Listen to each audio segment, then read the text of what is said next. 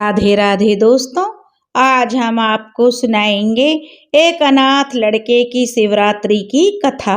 अगर आप हमारे चैनल पर नए हैं तो प्लीज़ हमारे चैनल को सब्सक्राइब करें, वीडियो को लाइक करें और शेयर करें। एक गांव में एक भोला नाम का एक लड़का रहता था।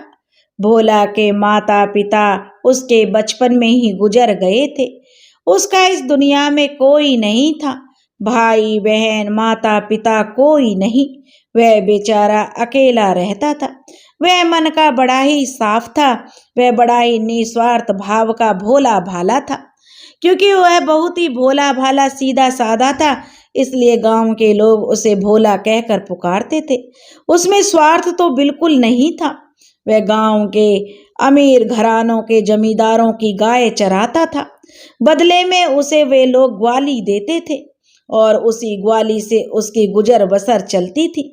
वह बेचारा भोला पढ़ा लिखा नहीं था, लेकिन अगर उसके मन में कोई बात बैठ जाती कि यही सच है तो वह उसे ही सत्य मान लेता था, चाहे वह बात फिर चाहे गलत ही क्यों ना हो। वह उस बात को इस तरह से चिपक जाता था जैसे गुड़ में चींटा चिपक जाता है। फिर कोई भी उसे कितना भी समझाए वह किसी की नहीं सुनता था।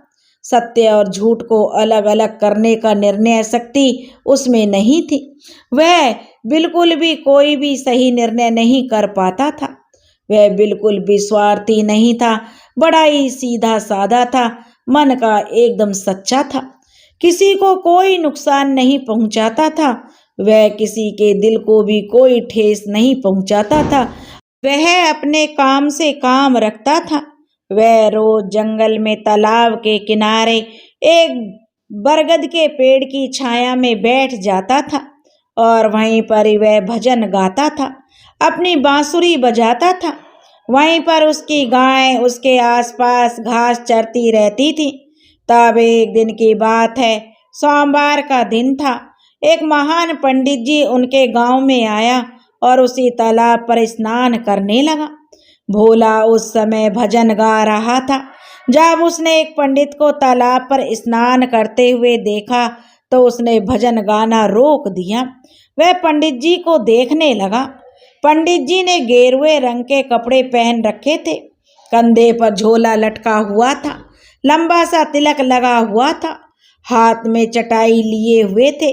उनकी छवि देखते ही जो ऐसा लगता था कि यह कोई ज्ञानी पंडित है। और दोपहर का समय था। पंडित जी ने झोले को पेड़ पर